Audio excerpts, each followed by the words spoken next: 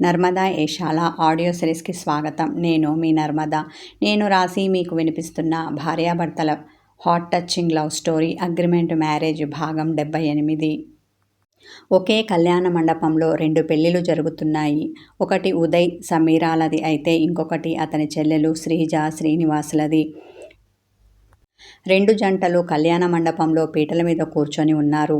వాళ్ళ వెనకాల అవని, అర్జున్, చెల్లెలు శృతి ఉన్నారు. పంతులుగారు మంత్రాలు చదువుతూ పెళ్లి తంతు నిర్వహిస్తున్నారు. ఒకవైపు పెళ్లి పనులు చేస్తూనే మరోవైపు అతిథులను ఆహ్వానించే పనిలో ఉన్నాడు అర్జున్. పార్వతమ్మ, శంకరయ్య పెళ్లి తంతు నిర్వహిస్తూ మండపంలో బిజీగా ఉన్నారు. వచ్చిన బంధుమిత్రులందరూ మండపంలో కూర్చొని కళ్యాణాన్ని తిలకిస్తున్నారు. రమణి వితంతువు కాబట్టి ఆమె పెళ్లి పనుల్లో పాలు పంచుకోవడం లేదు. ఒక పక్కగా కూర్చొని పెళ్లి కార్యక్రమాలను చూస్తూ ఉంది. ఆమె చెల్లెలు ఇంకా ఆమె మరిది ఇద్దరూ కలిసి కన్యాదానం చేస్తున్నారు.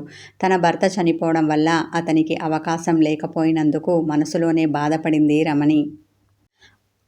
అమ్మాయి ఎంత చక్కగా ఉంది, మా ఉదయ్ అదృష్టవంతుడు, ముసిముసిగా నవ్వింది పద్మ.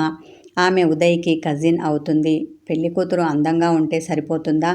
ఆమె అక్క ఇదిగో ఇలాంటిది అని టూకీగా సుధా గురించి చెప్పి, వీళ్ళు ఈ సంబంధం తెలిసి చేసుకుంటున్నారో లేక తెలియకుండా చేసుకుంటున్నారో నాకైతే అర్థం కావడం లేదు పద్మతో అంది రమణి తరఫు బంధువు చంద్రకళ. అవునా, నివ్వెరపోయిన పద్మ. ఎవరైనా తెలిసి చేసుకుంటారా, తెలియకుండానే చేసుకుంటున్నారేమో అనుమానపడింది ఆమె. మీ అత్త ఈ సంబంధం గురించి ముందుగా ఎంక్వైరీ చేయలేదేమో ఆమె పక్కనున్న ఆవిడ పద్మ చెవులు కొరికింది. అంతే అయ్యుంటుంది, లేకపోతే ఇలాంటి సంబంధానికి మా అత్త చచ్చినా ఒప్పుకునేది కాదు అంది పద్మ. ఏదేమైనా మా పార్వతమ్మ తొందరపడింది. పిల్లలను ఇంటికి తెచ్చుకునేటప్పుడు అటు 7 తరాలు ఇటు 7 తరాలు చూడాలి అంటారు. అలాంటిది పెళ్లి కూతురు అక్క ఎలాంటిదో తెలుసుకోకుండా ఇలా పెళ్లి ఖాయం చేసుకుందేంటి? పార్వతమ్మకి మరదలు వరుస అయిన నీలవేణి అంది. పిల్ల అందంగా ఉంది, బాగా సంపాదిస్తుందని కక్కుర్తి పడిందేమో చంద్రకళ ఎగతాళి చేసింది. మా అత్త అలాంటిదేమీ కాదు, వీళ్ళు ఇలాంటి వాళ్ళు అని తెలిసి ఉండదు ఉక్రోషపడింది పద్మ. సరేలే, అయ్యిందేదో అయిపోయింది, దాన్ని మనసులో మనము వెనక్కి తేలేము. పెద్దయ్యాక ఆ అమ్మాయి తన అక్కలా కాకుండా సవ్యంగా కాపురం చేస్తే అంతే చాలు. అసలే పార్వతమ్మకు ఉన్నది ఒక్క కొడుకు, వాడి మీదనే వీళ్ళ కుటుంబం ఆధారపడి ఉంది. వాడు చల్లగా ఉంటే చాలు అంది నీలవేణి. వీళ్ళందరి మాటలు రమణి చెవిలో పడుతూనే ఉన్నాయి. మనసుకు చాలా కష్టంగా అనిపించింది, కానీ వినబడనట్టే ఉంది. మనసులో మాత్రం ఎలాంటి విఘ్నాలు కలగకుండా తన కూతురు పెళ్లి జరగాలని ఆ దేవుణ్ణి ప్రార్థించింది. ఇంతలో గట్టి మేళం అన్నారు పంతులుగారు. బాజా భజంత్రీలు అందుకు అనుగుణంగా వాళ్ళు మ్రోగిస్తూ ఉన్నారు. పంతులుగారు మంత్రాలు చదువుతూ ఉదయ్ చేత సమీరా మెడలో, శ్రీనివాస్ చేత శ్రీజ మెడలో 3 ముళ్ళు వేయించారు. అది చూసి తృప్తిగా నిట్టూర్చింది రమణి. ఆ తర్వాత ఒకదాని వెంట ఒకటి పెళ్లి కార్యక్రమాలు జరిపించారు పంతులుగారు. వచ్చిన అతిథులు అందరూ వధువరుల మీద అక్షంతలు చల్లి ఆశీర్వదించి భోజనానికి వెళ్లారు. పెళ్లి నిర్విఘ్నంగా జరిగినందుకు ఉదయ్ సమీరాలు ఎంతో సంతోషించారు. అందరి భోజనాలు అయ్యాక సాయంకాలానికి శ్రీజకి అప్పగింతలు పెట్టి అత్తవారింటికి పంపించారు. ఆ తర్వాత సమీర అప్పగింతలు జరిగాయి. రమణి, పార్వతమ్మ పెళ్లి ఖర్చు చెరిసగం పంచుకున్నారు కాబట్టి రిసెప్షన్ లేదు అని ముందే అనుకున్నారు. దాంతో దగ్గర బంధువులు ఆ రోజే వెళ్ళిపోగా దూరపు బంధువులు మరుసటి రోజు వరకు ఉండి ఆ తర్వాత కార్యక్రమాలైన వ్రతం, నోము లాంటి చిన్న చిన్న కార్యక్రమాలు ఉంటే అవి కూడా పూర్తి చేసి వెళ్ళారు. ఆనాటి సాయంకాలానికి ఇక వెళ్ళి వస్తామని చెప్పి అర్జున్ తన కుటుంబంతో సిటీకి బయలుదేరాడు. ఉదయ్ పెళ్లి తర్వాత కార్యం, ఆ తర్వాత హనీమూన్, ఇలా అన్నీ ముగించుకొని వచ్చేసరికి మరో 5 రోజులు పడుతుంది. అంతవరకు ఆఫీస్లో ఉదయ్ చేసే పని కూడా తనే చేయాల్సి ఉంటుంది. కాబట్టి అర్జున్ ఇంకా అక్కడ ఉండకుండా త్వరగా ఇంటికి వచ్చేశాడు. ఆ మరుసటి రోజు ఎప్పటిలా ఆఫీస్కి వెళ్ళాడు. తన పనులు తాను చూసుకుంటూ ఉండగా అతని సెల్ రింగ్ అయింది. డిస్ప్లే మీద నంబర్ చూసి అతని కనుబొమ్మలు ముడిపడ్డాయి. కాల్ లిఫ్ట్ చేసి చెవి దగ్గర పెట్టుకొని హలో అన్నాడు అతడు. హలో అర్జున్, నేను లాయర్ని, ఢిల్లీ నుండి మాట్లాడుతున్నాను అనగానే గుర్తుపట్టాను సార్, చెప్పండి ఏంటి విషయం, ఏం చెప్తాడోనని అనుమానపడ్డాడు. మీ అన్నయ్య సూసైడ్ చేసుకోవడానికి ముందు లెటర్ రాశారు, నీకు గుర్తుందా అన్నారు లాయర్ గారు. గుర్తుంది సార్ అన్నాడు అర్జున్. ఈరోజు ఇయరింగ్ ఉంది, రమ్మని మెసేజ్ పెడితే నువ్వు రాలేదు సరికదా, దానికి రిప్లై కూడా ఇవ్వలేదు కినుకుగా అన్నాడు ఆ లాయర్ గారు. కుదరలేదు సార్, అయినా వచ్చి మాత్రం నేనేం చేస్తాను డల్గా చెప్పాడు అర్జున్. అది నిజమే అనుకో అన్న అతను. ఈరోజు తీర్పు వచ్చింది తెలుసా, ఈ తీర్పుతో ఖచ్చితంగా మీ అన్నయ్య ఆత్మ శాంతిస్తుంది, అంతేకాదు మరెవరు ఇలా చేసుకోకుండా ఉంటారు నమ్మకంగా అన్నారు లాయర్ గారు. అవునా, ఇంతకు ఏమని వచ్చింది ఉత్సుకతతో ఆత్రంగా అడిగాడు అర్జున్. తీర్పు అంటే తీర్పు కాదు, సుప్రీంకోర్టు కొన్ని మార్గదర్శకాలు జారీ చేసింది అన్నారు ఆయన. అంటే అర్థం కాలేదు అన్నాడు అర్జున్. మీ అన్నయ్య కేసు విచారణ సమయంలో వైవాహిక చట్టాల దుర్వినియోగంపై అత్యున్నత న్యాయస్థానం కీలక వ్యాఖ్యలు చేసింది. ఈ క్రమంలో విడాకుల సందర్భంలో తీసుకునే భరణం గురించి న్యాయస్థానం విధి విధానాలు వెల్లడించింది. మొత్తంగా కొన్ని మార్గదర్శకాలను సిద్ధం చేసింది. ఈ మార్గదర్శకాల ఆధారంగా దేశవ్యాప్తంగా కోర్టులు విడాకుల కేసులో భరణం నిర్ణయించాలని సూచించింది.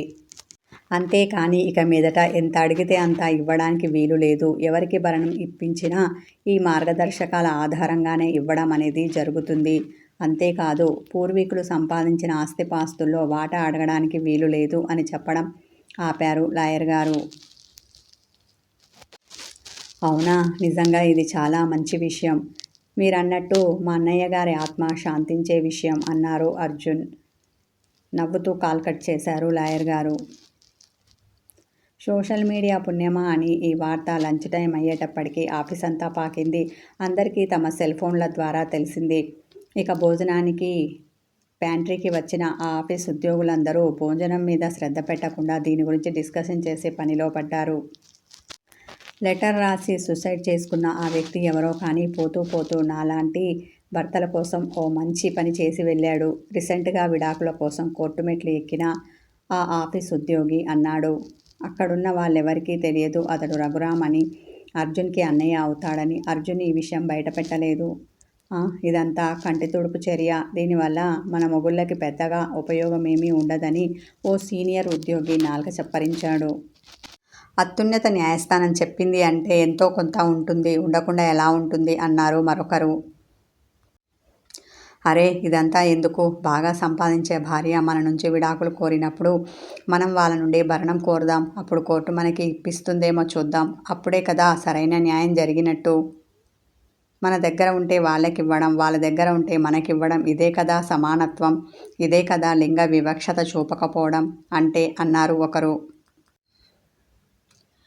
ఆల్రెడీ ఈ విషయంపై ఒకరు కేసు వేశారు. ఇలా ఎవరికి తోచింది వాళ్ళు మాట్లాడుతూ ఉన్నారు. ఇదంతా అర్జున్ మౌనంగా తింటూ వింటున్నాడు.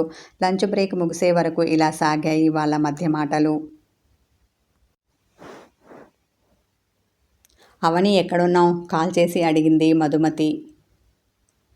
ఇంకెక్కడ ఉంటాను, ఈ టైంలో ఆఫీసులోనే ఉంటాను, అయినా ఇలా ఎందుకు అడుగుతున్నావు, ఎప్పుడూ మృదువుగా మాట్లాడే తన తల్లి గంభీర స్వరంతో అడిగేసరికి అనుమానపడింది అవని.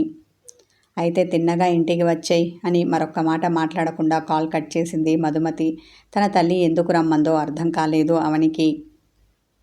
సరేలే రమ్మంది కదా వెళ్తే తెలుస్తుంది అనుకొని ఆఫీస్ అవర్స్ అయిపోగానే తన పుట్టింటికి బయలుదేరింది అవని. ఆల్రెడీ అర్జున్ నేను ఆలస్యంగా వస్తాను, నువ్వు నా కోసం చూడకుండా ఇంటికి వెళ్ళు అని మెసేజ్ పెట్టాడు. ఓకే అని అతనికి రిప్లై పెట్టింది ఆమె. ఎలాగో అర్జున్ ఆఫీస్ నుంచి లేటుగా వస్తాడు కదా, ఈలోపు తన తల్లి దగ్గరికి వెళ్ళి విషయం ఏమిటో కనుక్కొని రావచ్చు అనుకుంది ఆమె.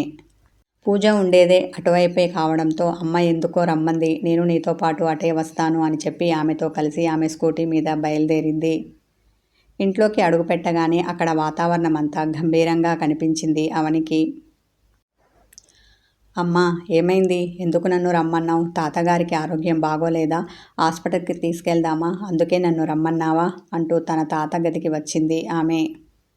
గదిలో పడుకొని ఉన్న ఆయన్ని చూసి తాతయ్య మీ ఆరోగ్యం ఎలా ఉంది కంగారు పడుతూ అడిగింది.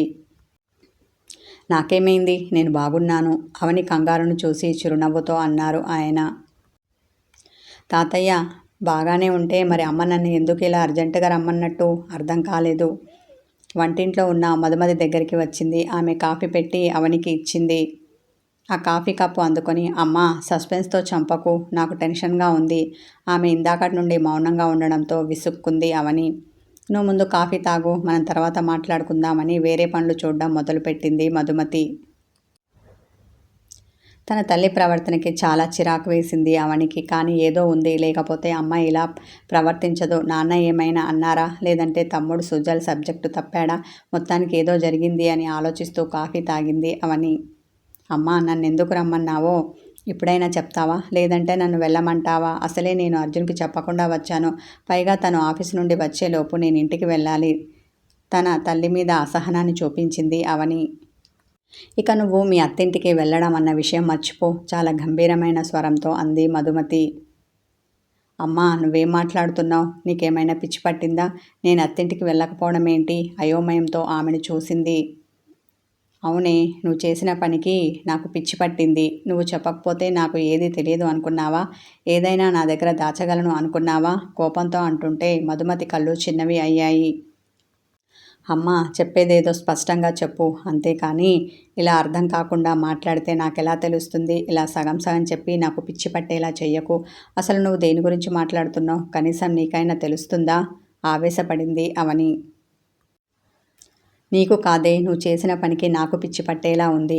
ఇంత పెద్ద విషయం నువ్వు నా దగ్గర దాస్తావని నేను అస్సలు ఊహించలేదు.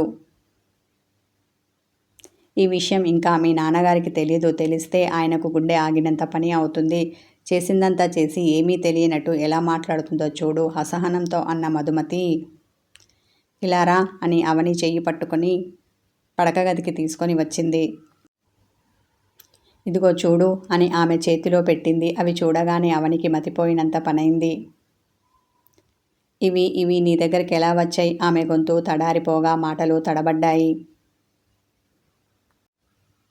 చీకటి పడ్డాక ఇంటికి వచ్చిన అర్జున్కి అవని కనిపించలేదు. ఫ్రెష్ అప్ అయి తల్లి దగ్గరికి వచ్చిన అతడు, అమ్మ అవని కనిపించడం లేదు, ఎక్కడికి వెళ్ళింది? ఆరగా అడిగాడు. అదేంట్రా నన్ను అడుగుతున్నావు? ఇప్పుడు నీతో పాటు తను రాలేదా? అయినా రోజు మీ ఇద్దరు కలిసే కదా వస్తారు. కొత్తగా ఈరోజు నన్ను అడుగుతున్నావు? వంటింట్లో ఉండి డిన్నర్ ప్రిపేర్ చేస్తున్న కస్తూరి అన్నది. లేదమ్మా నాకు లేట్ అవుతుంది, నువ్వు వెళ్ళు అని చెప్పాను. అలాగే అని నాకు రిప్లై కూడా పెట్టింది. మరి ఇంటికి రాకుండా ఎక్కడికి వెళ్ళినట్టు? పోనీ అలా వెళ్తున్నట్టుంటే కాల్ చేసి చెప్పాలి, లేదంటే మెసేజ్ అయినా పెట్టాలి కదా. ఒకవేళ తను పెడితే నేను చూసుకోలేదా అని తన ఫోన్లో మెసేజ్లు కానీ మిస్డ్ కాల్ కానీ ఏమైనా ఉన్నాయేమోనని గబగబా చెక్ చేశాడు అతడు. అలాంటివేవీ కనిపించలేదు అతనికి. అవని ఎక్కడికి వెళ్ళినట్టు? అది కూడా చెప్పకుండా ఆలోచనగా అనుకున్న అతని కనుబొమ్మలు ముడిపడ్డాయి. పోనీ సమీరా దగ్గరికి వెళ్ళిందేమో అనుకుందాము అన్నా. వాళ్ళిప్పుడు హనీమూన్లో ఉన్నారు, ఇంకా సిటీకి రాలేదు. ఏదైనా పడి పుట్టింటికి వెళ్ళిందా?